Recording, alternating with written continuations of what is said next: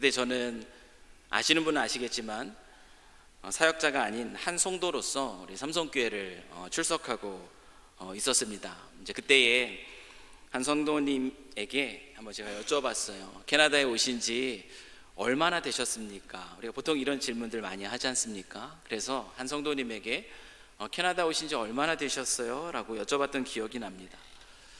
10년이면 강산이 변한다 라는 말도 있죠. 그때 그 성도님께서 이제 10년이 되었습니다 라고 말씀해 주시는데, 제가 그때 뭐 1년도 채 안 됐잖아요. 이제 몇 개월 막 된 상태이기 때문에 10년이라는 말에 너무 놀라운 거예요. 와, 캐나다에 오신 지 10년이나 되셨어요? 와, 정말 오래 사셨어요 라고 제가 그렇게 놀라면서 반응을 했던 기억이 나는데요, 어느새 제가 이곳에 온 지 벌써 11년이 지났습니다. 그때 10년 차셨던 우리 성도님이 제가 누군지는 기억은 안 나요. 근데 벌써 20년이 지나신 거죠. 시간이 얼마나 빠르게 지나가는가를 우리는 참 제대로 느끼지 못하면서 또 이 땅에서의 인생을 살아가곤 하는 것 같습니다. 최근에 미국으로 이주한 우리 제가 청년 때부터 같이 만나고 교제했던 우리 젊은 가정이 있습니다. 그래서 그 가정을 또 추억하면서 또 모처럼 이럴 때 옛날 사진 한번 꺼내 보지 않습니까? 그래서 10년 전 사진이에요. 10년 전 사진을 꺼내 보고선 제가 깜짝 놀랐어요. 너무 놀랐습니다. 왜 놀랐을까요? 네? 그때는 더 잘생겼는데 지금은 좀 아닌 것 같다? 아니요, 10년 전 제 사진 보니까요, 제 머리가 까만 머리였어요. 제가 그걸 보고선 너무나 깜짝 놀랐습니다. 언제 머리가 이렇게 하얗게 변해버렸는가? 정말 세월이 무상하게 느껴지는 거예요. 언제 이렇게 시간이 흘러갔지? 그때 3살, 5살, 7살 꼬마잉이었던 저희 애들은 지금 이제 고등학생, 이제 대학생이 되어버린 것이에요. 분주할 때는 잘 느끼지 못하는 것 같지만 잠깐 지나서 생각해 보니까 시간이 얼마나 빨리 지나가는가를 다시 한번 우리는 깨닫는 것 같습니다. 아마 여러분들도 마찬가지지 않으실까 싶어요. 어느새 내가 이민 온 지 20년이 지났지, 어느새 30년이 됐지, 어느새 40년이 됐지. 근데 돌아보니까, 그때는 잘 몰랐는데 돌아보니까 벌써 그렇게 시간이 지나 있는 거죠. 이 캐나다라는 이 낯선 땅에서 보내고 있는 우리는 다 이곳에서 그런 삶을 살아가고 있습니다. 이 나그네로서의 그 삶을 지금 살아가고 있는데 어떠신가요? 우리 성도님들의 이곳에서의 나그네의 삶은 안녕하십니까? 그래서 제가 그거 질문한 그걸로 인사하자고 한 겁니다. 지금까지 10년이든 20년이든 30년이든 지나오셨던 그 지난 삶을 돌아봤을 때 여러분의 이곳에서의 나그네의 삶은 안녕하셨습니까? 여러분, 이 질문에 여러분 어떻게 대답하시겠습니까?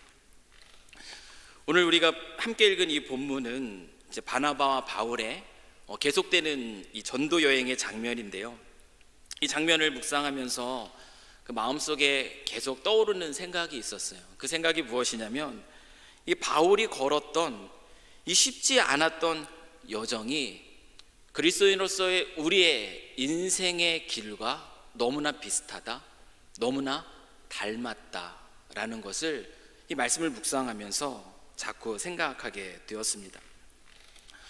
지난주에 살펴보았듯이 이 안디옥 교회는 성령의 인도하심을 따라 이 바나바와 바울을 선교사로 파송했습니다.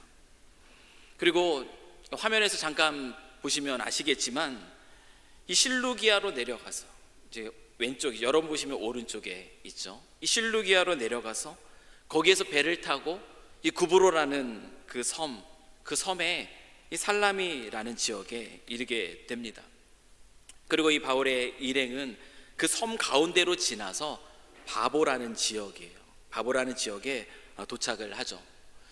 오늘 본문은 이 구브로 섬에서의 이 사역을 마친 이 바울의 일행이 또 다른 사역지인 이 비시디아 안디옥, 지금의 터키 중부지방의 그림으로 보시면 볼 수 있는데요, 이 비시디아 이 안디옥까지의 가는 그 여정을 오늘 본문은 다루고 있습니다.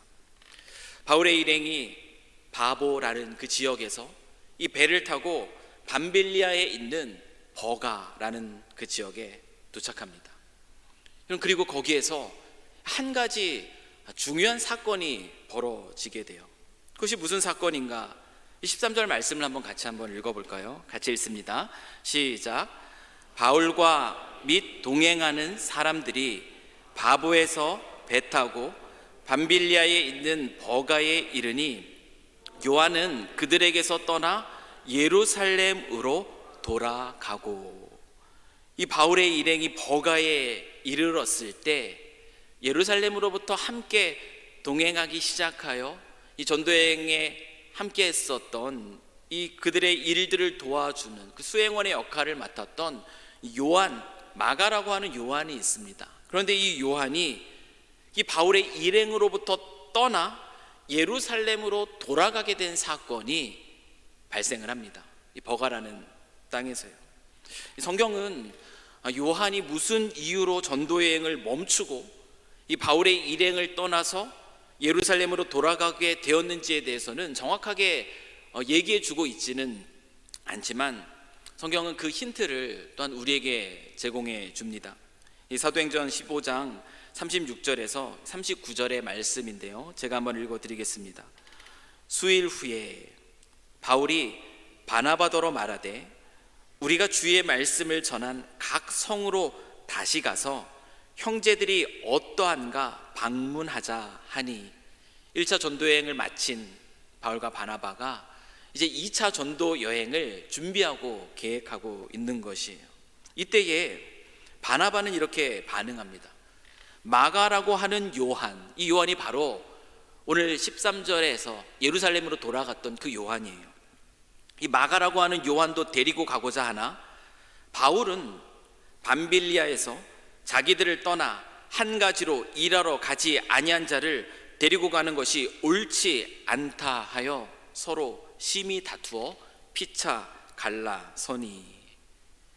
그러면 1차 전도여행이 끝나고 이 바나바와 바울이 2차 전도여행을 가려고 할 때 요한을 다시 데리고 가야 되느냐 말아야 하는 이 문제로 서로 심하게 다투었다라고 성경은 이야기하고 있습니다. 여러분, 이것을 볼 때에 1차 전도 여행 중에 이 요한이 예루살렘으로 돌아가게 된 것은요, 어쩔 수 없이 그 개인 사정, 피치 못할 그 사정으로 누구나 다 이해할 만한 이유로 떠난 것이 아니라는 것이에요.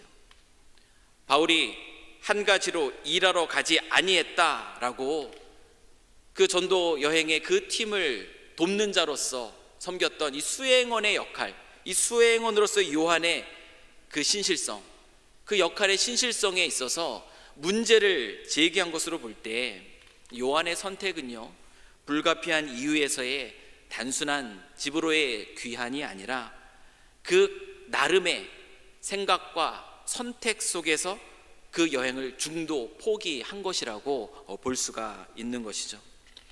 많은 학자들은 요한의 이 중도 포기의 주된 이유가 이 안디옥에서부터 이 버가에 이르기까지의 그 여정과는 너무나 다른, 이 버가에서 이 비시디아 안디옥까지의 그 여정의 그 험난함 때문이라고 그 많은 이유들 중에 하나를 이야기합니다.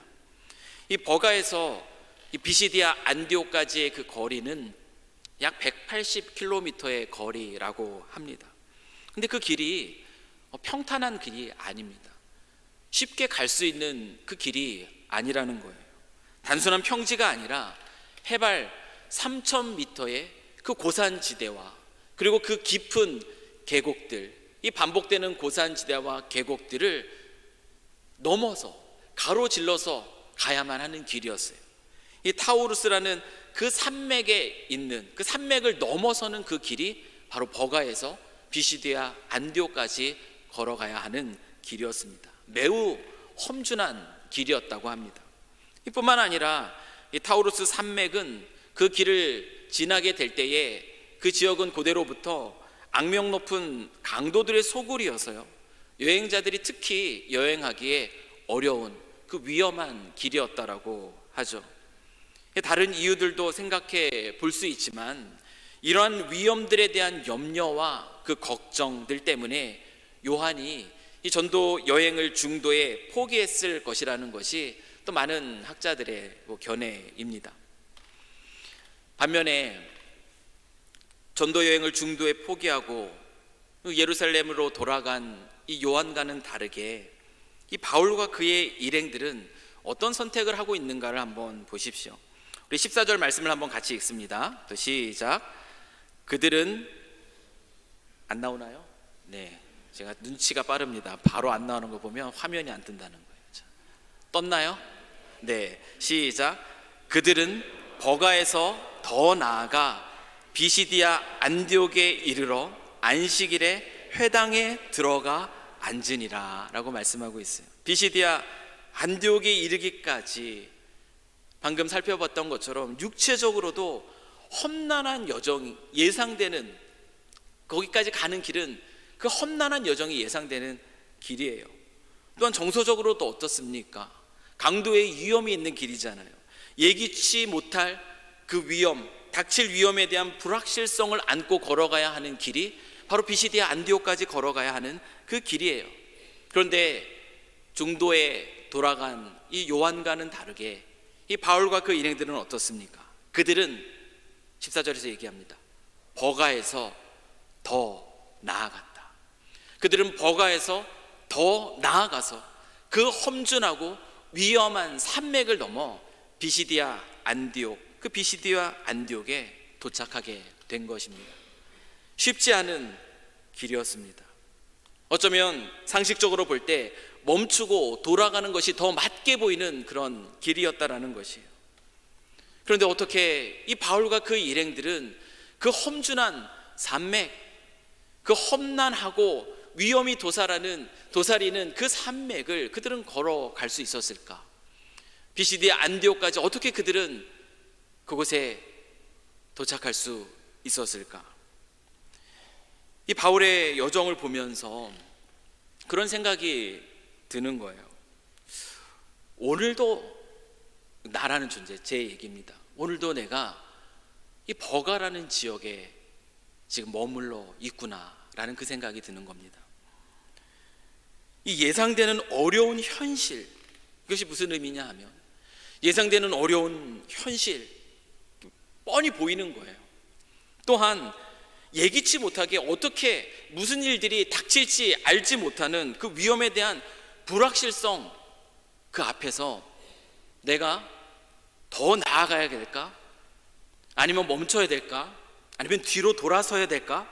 이 선택의 갈림길, 이 선택의 갈림길이 저에게 있어서는 매일의 일상이라는 것이죠. 그런 의미에서 제가 버가에 있는 것 같다라는 생각이 드는 거예요. 유학을 이제 결정을 했습니다. 유학을 결정하고 이곳 캐나다 땅에 와서 공부를 하기까지 그 준비하는 그 과정, 이곳에 도착해서 또 공부하면서 사역하면서 보냈던 그 시간들, 그리고 다시 이곳 밴쿠버 땅에서 또 담임 목사로서 또 우리 삼성교회를 섬겨온 지난 5년간의 시간들을 돌아보면 이미 지나온 시간들이잖아요. 벌써 11년 쑥 지나간, 아니 준비하는 과정까지 하면은 13년입니다. 이 13년의 시간이 확 지나가 버렸어요. 또 많은 것들도 잊었습니다. 망각 동물이니까. 그러고 보니까 아니 그냥 뭐 잘 지냈거니 라는 그런 생각을 제가 할 수 있는 것 같아요. 근데 잘 지내왔어. 근데 잠깐 멈추어서 생각을 해보았거든요. 다시 말씀을 묵상하면서 또 지난 그런 13년의 과정들을 잠시 멈추어서 생각해 보니 지금까지 걸어왔던 그 길 하나하나, 그 어느 것 하나 쉬운 길이 아니었다라는 것, 쉽지 않은 길이었다라는 것을 다시 멈추어서 찬찬히 살펴보니까 그렇더라고요. 그 아내와 어린 아이들 그 셋 데리고 외국 나가서 어떻게 살라고 그러냐고 그걸 걱정해 주던 우리 많은 성도님들이 계셨어요. 그 기억이 납니다. 예상되는 경제적인 그 어려움의 문제 뻔히 보이는 거죠. 저를 공항으로 이제 배웅해 주던 그 친구, 그 목사가 저를 차에 싣고, 제가 사실 거의 실렸다라는 표현이 맞아요. 그때 몸이 별로 안 좋았거든요. 그래서 저를 데리고 이제 공항으로 가면서 얘기하는 거예요. 계속. 야, 꼭 가야겠냐? 너 지금 몸 상태로 보면은 지금 가면 안 되는데 꼭 가야겠냐? 라고 이렇게 걱정해 주던 그 이야기가 지금도 생각이 납니다. 육체적으로도 그 어려움 가운데 있었어요. 오죽했으면 캐나다에 입국할 때 짐 많이 갖고 오잖아요. 입국하니까. 그때 그 무거운 카트를 누가 끌었겠습니까? 제 아내가 하나, 그리고 저는 안 끌었어요. 우리 7살 꼬맹이가 제가 장녀니까 해야죠 그러면서 그 자기 키보다 높은 그 카트를 끌고 나왔던, 그걸 지켜본 저의 그런 몸 상태, 그때 얼마나 좀 마음이 그랬겠습니까? 그것이 뻔히 앞으로의 여정이 쉽지 않을 것이다 라는 것이 느껴지는 거죠. 밴쿠버와 해밀턴을 오고 가면서 이 낯선 땅에서 낯선 그 만남들 속에서 적응하는 그 과정들, 그 과정이 과연 쉽기만 했겠습니까? 공부와 이 사역을 마주하면서 그 가운데 정서적으로 또 관계적으로 겪게 되는 그 어려움들을 담아내야만 했던 것이 지금까지 제가 걸어왔던 그런 삶의 길이었더라고요. 비단 이것이 지금 제 얘기를 잠깐 했지만 저만의 이야기겠습니까? 나그네로 이 땅, 이 낯선 이 땅에서의 삶을 살아가는 이곳에 계신 모든 분들의 이야기가 바로 이 이야기라고 저는 생각을 합니다. 쉽지 않은 인생의 길, 나그네 속 걸어 이제는 좀 제법 익숙해질 법한데도 여전히 낯설고 또 때로는 힘든 이 쉽지 않은 인생길을 우리는 걷습니다. 물론 그래요. 돌아보면 지금까지 걸어온 길 생각해보면 쉽지 않은 길이었어요. 그런데 돌아보면 그 길은 어떤 길이었는가?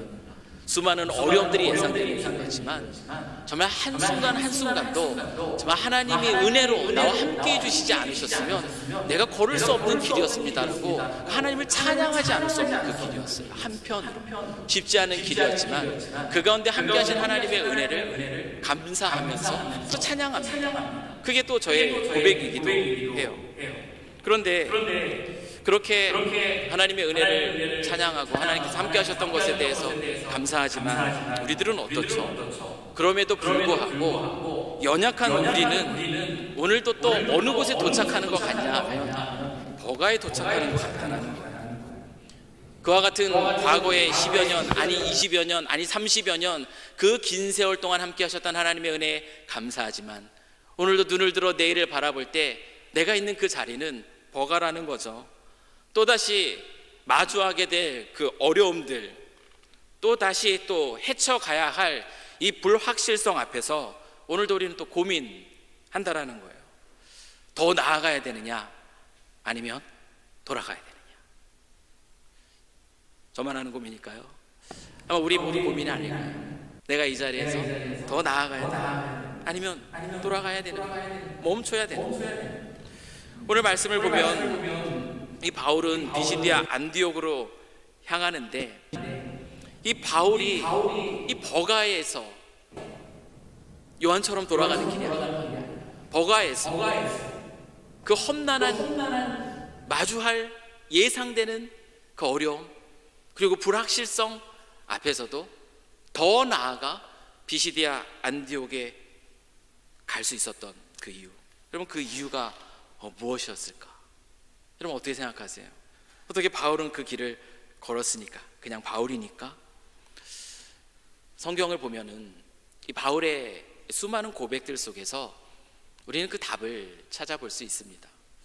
바울이 그 믿음의 여정을 예상되는 그 어려움 앞에서도 그 불확실성에 보이는 그 상황 속에서도 그 걸음을 걸어갈 수 있었던 것은 그를 향한 하나님의 부르심에 대한 확신, 그리고 그를 세상에 보내시는 보내심에 대한 확신, 이 부르심과 이 보내심에 대한 이 확신, 이것이 바로 바울을 버가에서 더 나아가 비시디아 안디옥으로 가게 했다라는 것이에요.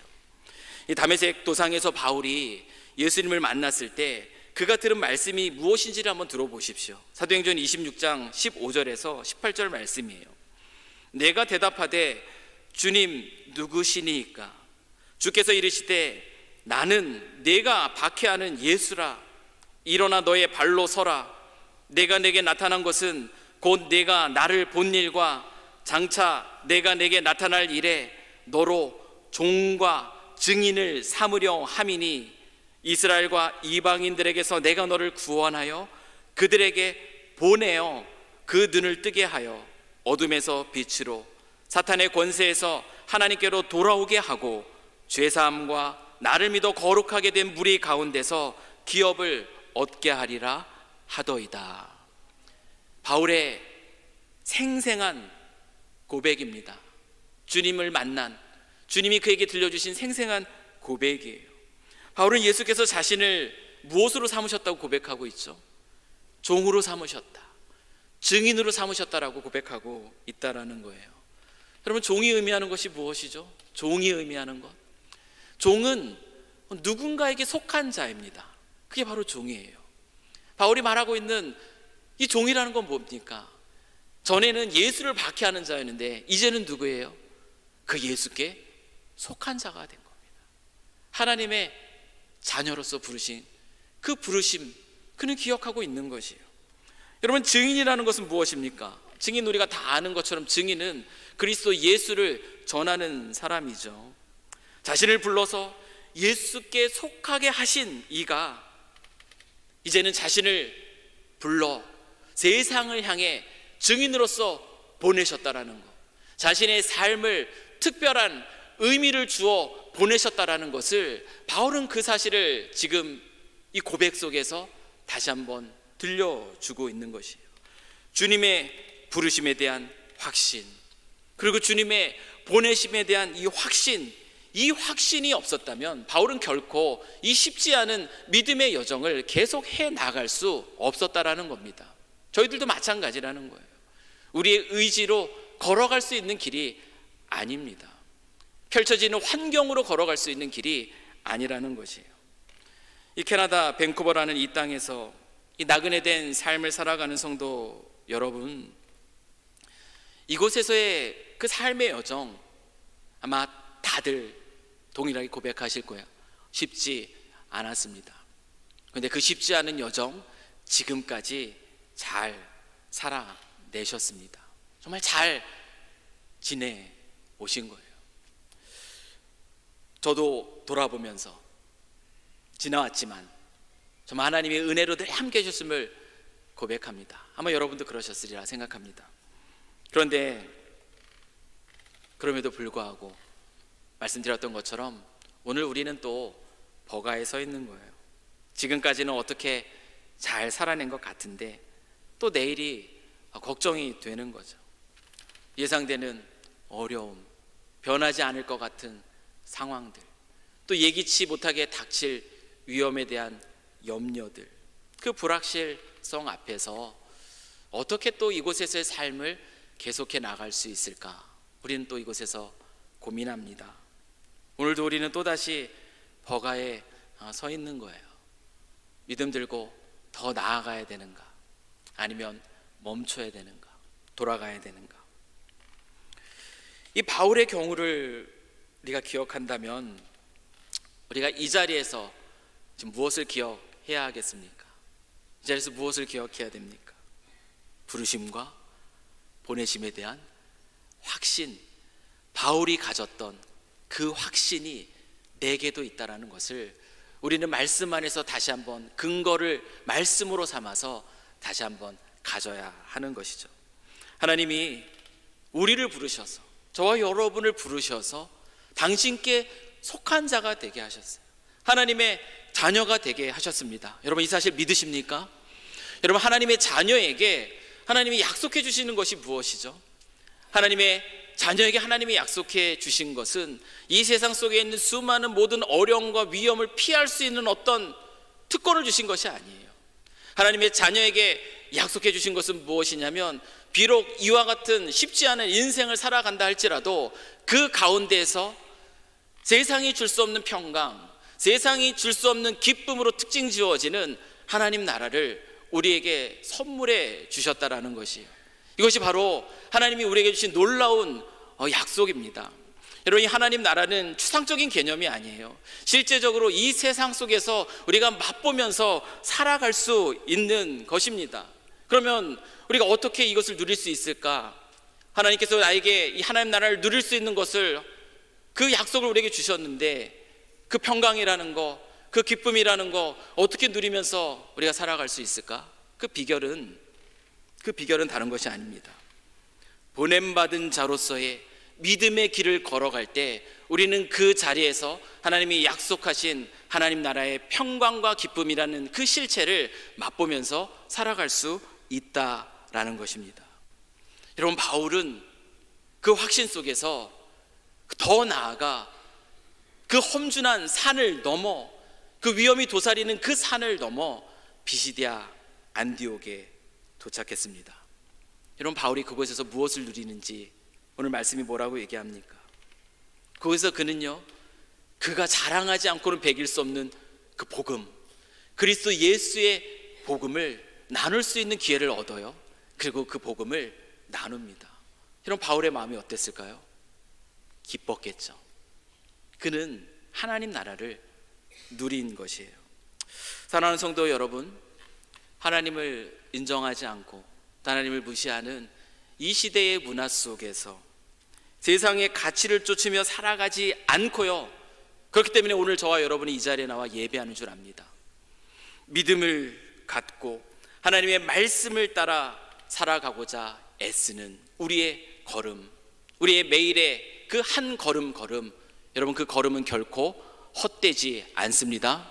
아멘. 그 걸음은 절대 헛되지 않아요.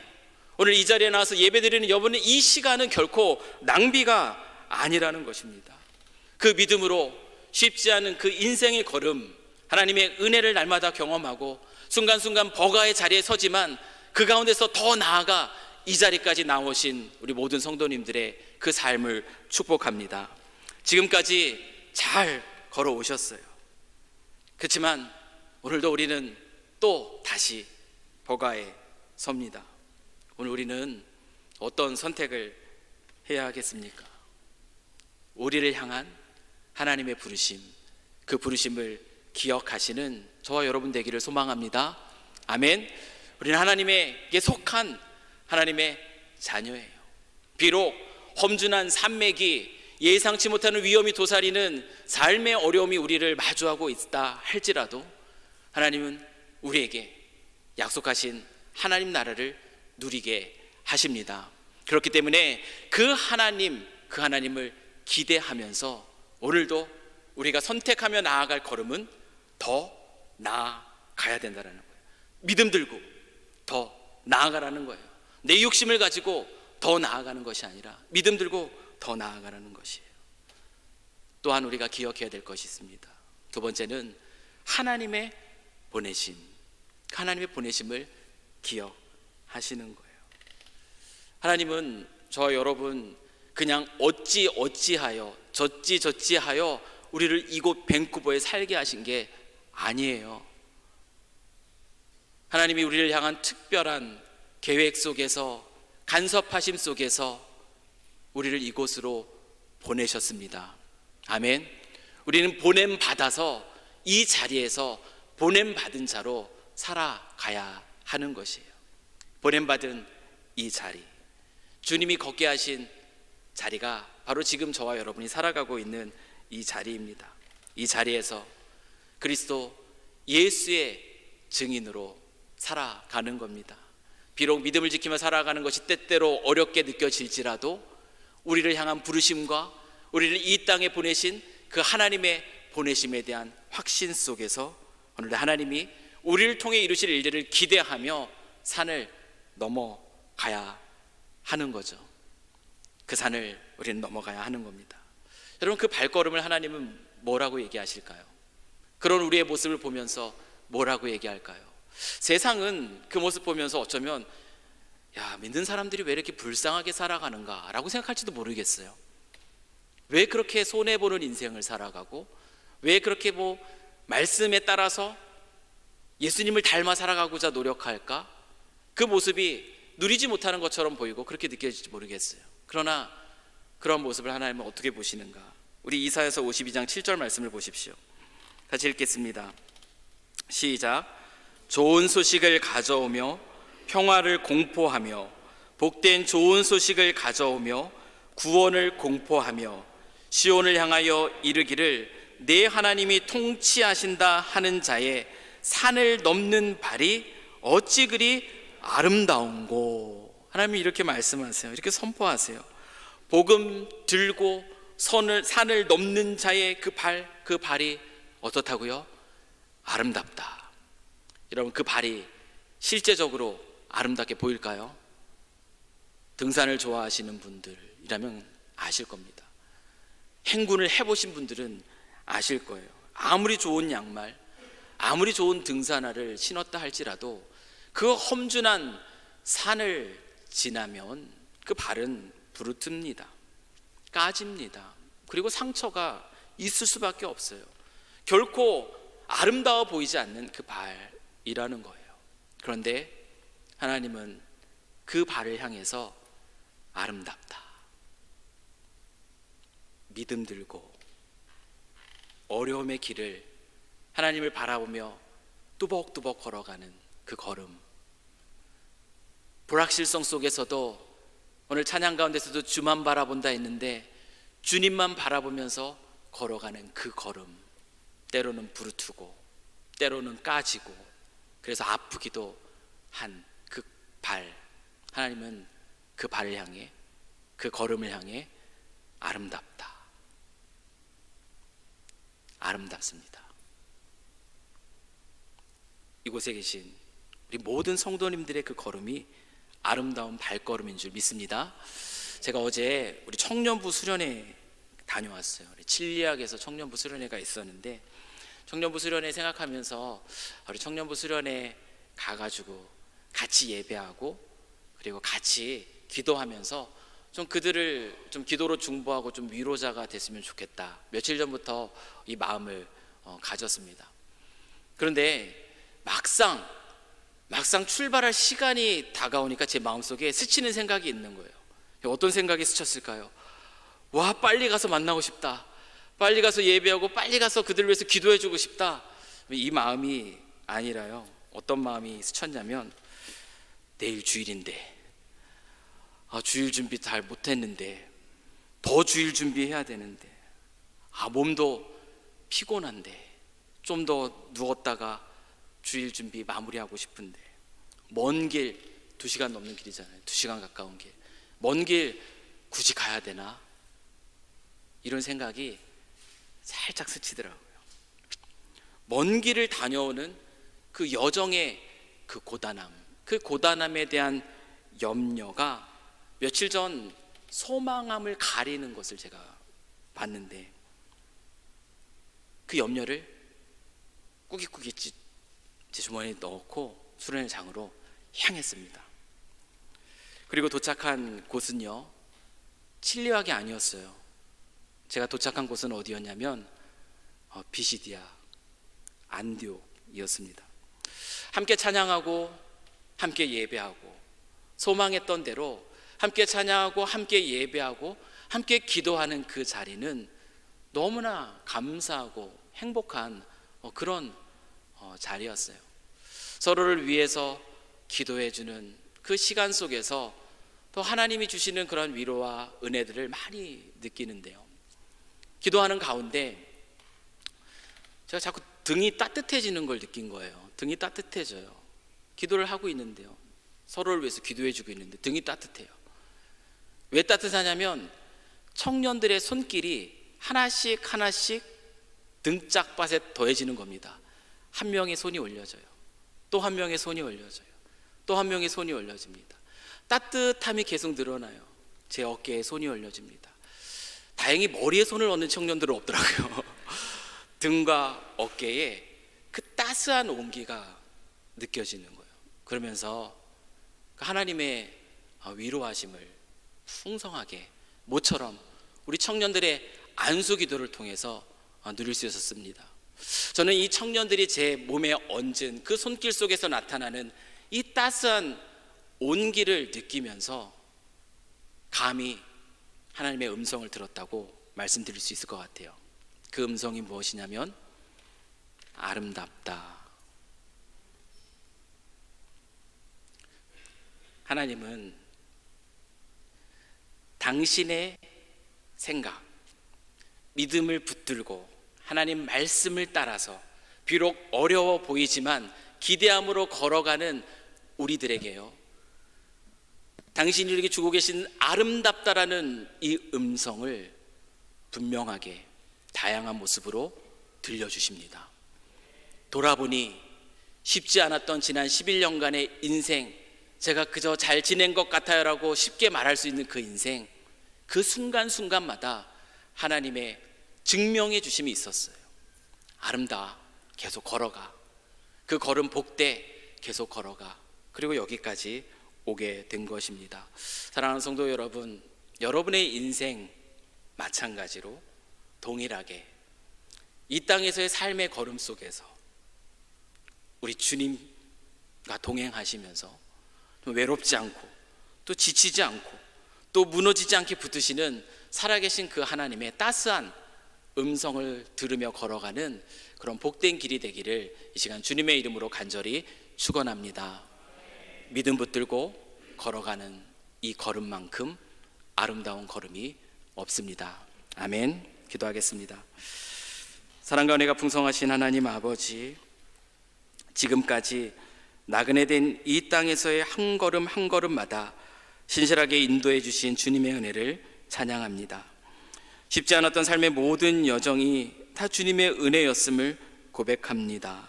그러나 주님, 오늘도 우리는 버가에 서 있습니다. 예상되는 어려움과 불확실한 미래 앞에서 더 나아갈지 고민하는 우리에게 주님의 부르심을 확신케 하여 주시고, 또한 그리스도 예수의 증인으로서 이 세상에 보내신 하나님의 보내심을 잊지 않게 하여 주시옵소서.